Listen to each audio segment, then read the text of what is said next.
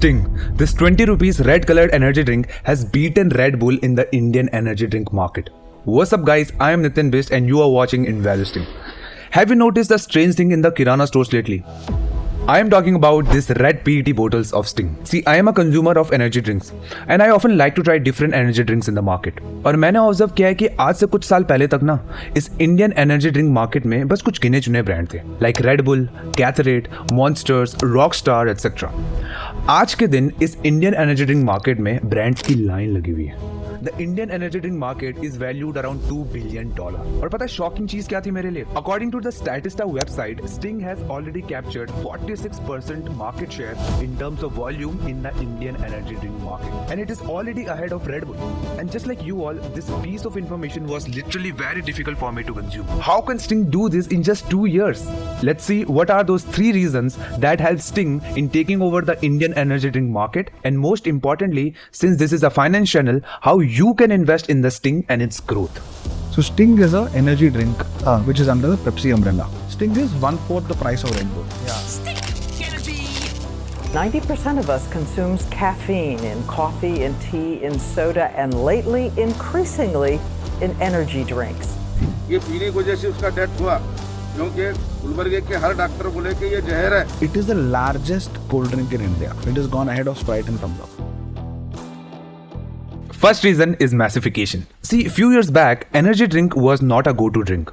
It was a kind of a premium drink जो लोग बस intense sport, exercise या फिर parties में पीते थे। क्योंकि दो मेन energy drink जिनके बारे में लोगों को नॉलेज थी, Red Bull and Monster, वो आती थी 105 या फिर 125 के प्राइस रेंज में। और यहाँ पे मैं 2 वर्ड्स इंसिस्ट कर रहा हूँ, price and knowledge. Indian population जिसमें majority population lower middle class है, वो ऑफ कोर्स ही बात है 125 की ड्रिंक से पहले प्रीफर करेंगे 20 रुपए या फिर 40 रुपए की cold drink, right? And this psychology was capitalised by Sting when it launched its 20 rupees energy drink in 2020. Indian energy drink market still in a nascent stage as compared to US, China, Vietnam, etc. Sting was first launched in Vietnam in 2002 with the name of Sobe, and it was an instant success there. The market of Indian energy drinks started in 2009 when Red Bull entered in India. इसके बाद Sting को 18 साल लग गए Indian market enter करने में. And the reason for this is the premiumization of the product. People used to see Red Bull as a premium product that only rich kids can afford. 2017 के around इस industry में second segment बना, सब premium segment, जिसमें 50 से 60 rupees के price range के energy drinks like hell, predator, Sting Can, etc. Launch हुए. Then happened COVID-19, the golden period of Sting. During lockdown, ये सारी energy drink companies like Red Bull, Monsters were not able to import their energy drink due to lockdown restrictions. And at the same time, people were restricting themselves in spending too much money in miscellaneous expenses. और इसी चीज को Sting ने as an opportunity देखी and chose a path of massification. Massification is the process of bringing a premium product or luxury product to mass audience. 2020 से पहले premium segment में Red bull के मॉन्स्टर्स अपनी 250 ml एनर्जी ड्रिंक ऑफर 110 रुपए में, जिसमें वो ऑफर करते थे 75 mg of caffeine.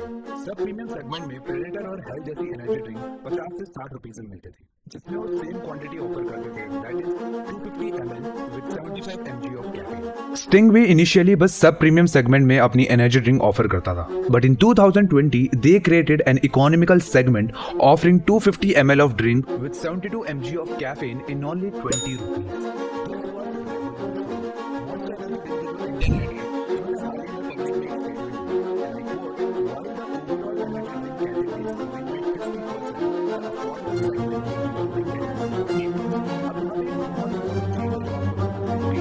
Sting is not competing either with Red Bull or Monster. It is competing against and capturing the market share of 20 rupees cold drink, वो छोटी वाली. Second reason behind the rise of Sting is its target audience. आपने कभी Red Bull या Monster की ads देखी है? They are always related to intense sports like motor sports, ice hockey, sometimes football are sponsored by Red Bull and UFC, bike racing and basketball are sponsored by Monster. किसी भी product की 2 type की value होती है, एक real value और दूसरी उसकी perceived value. Real value means product की actual value.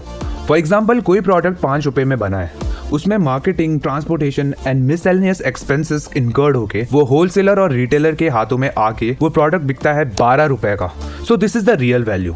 Perceived value is something you buy not for its function but for its status. An example is 500 rupees shoe versus the Nike Air Jordan shoe. जो 500 रुपए का जूता बिक रहा है वो उसकी रियल वैल्यू है. आप इसको फंक्शनल वैल्यू भी कह सकते हो. मतलब आप वो 500 रुपए इन्वेस्ट कर रहे हो, वो बस आप जूता पहनने के लिए इन्वेस्ट कर रहे हो. नाइकी एयर जॉर्डन की वही मैन्युफैक्चरिंग कॉस्ट सिमिलर ही होती है, स्लाइटली इससे हाई होगी, but Nike charges customer for its brand value. Nike की परसीव्ड वैल्यू या फिर बोलो एस्पिरेशनल वैल्यू ज्यादा है. कोई भी नाइकी एयर जॉर्डन बस जूता पहनने के लिए नहीं पहन रहा है. इट इज ऑल्सो हिज और her status symbol. Similarly Red Bull and Monster की परसीव्ड वैल्यू ज्यादा है because of its brand value. While the Sting does not want to create its perceived value, it works in its real value, that is its functional value. And the reason is Sting की जो audience है वो Red Bull और Monster की audience है बिल्कुल अलग है.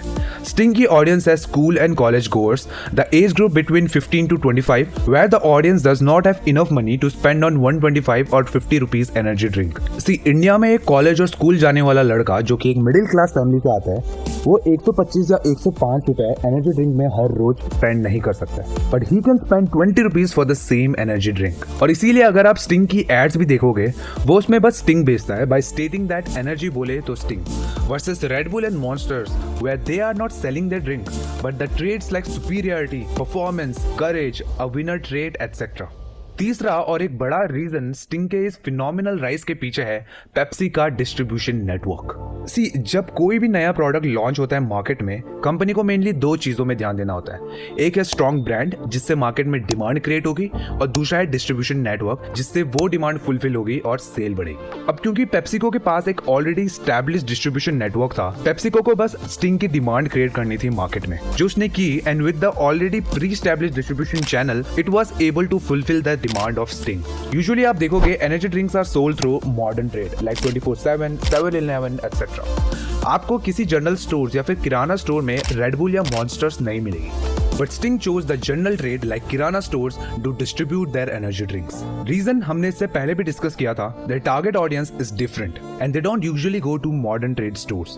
इसलिए आप देखोगे लगभग हर किराना स्टोर्स में जिसमें आपको पेप्सी अवेलेबल मिलेगी, वहां आपको स्टिंग भी अवेलेबल मिलेगी. अब जब डिस्ट्रीब्यूशन नेटवर्क की बात हो ही रही है, so let's talk about the company behind the distribution network of PepsiCo in India, the company responsible for the growth of Sting and the company जिसमें आप इन्वेस्ट करके indirectly स्टिंग में इन्वेस्ट कर सकते हो. Varun beverages limited.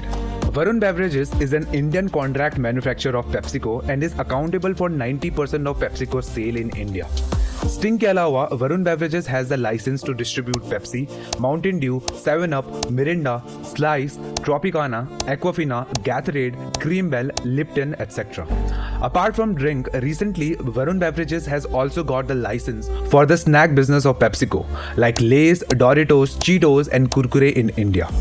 Apart from India, Varun Beverages के पास Nepal, Sri Lanka, Morocco, Zambia and Zimbabwe जैसी कंट्रीज में भी पेप्सिको के प्रोडक्ट डिस्ट्रीब्यूट करने की फ्रेंचाइजी है.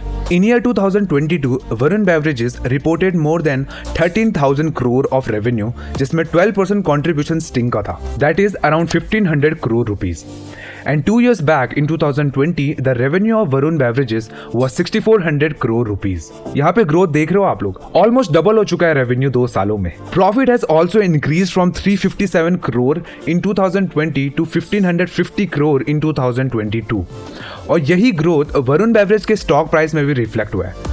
From the stock price of 170 rupees in April 2020 to 900 as of September 2023, the stock has given the phenomenal return. जिसकी वजह से recently few months back, Varun Beverages has surpassed the market capitalization of Britannia Limited and has become the 4th largest FMCG company in India after Hindustan Lever, ITC and Nestle India. And this growth, especially for Sting, is going to continue. Reason being the Indian energy drink market. अगर आप Indian energy drink market compare करोगे China या Vietnam से, तो जहां China और Vietnam ने 2022 में 800 मिलियन केसेस और 200 मिलियन केसेस बेचे, वहीं इंडिया ने 2022 में बेचे 30 से 35 million cases. So the Indian market is still at the nascent stage, I would say. These were the 3 reasons behind the phenomenal growth of Sting in just the span of 2 years. Massification, different target audience, and the pre-established distribution network of Varun Beverages. If you like the video, give a thumbs up. If you want to add something else, comment it down.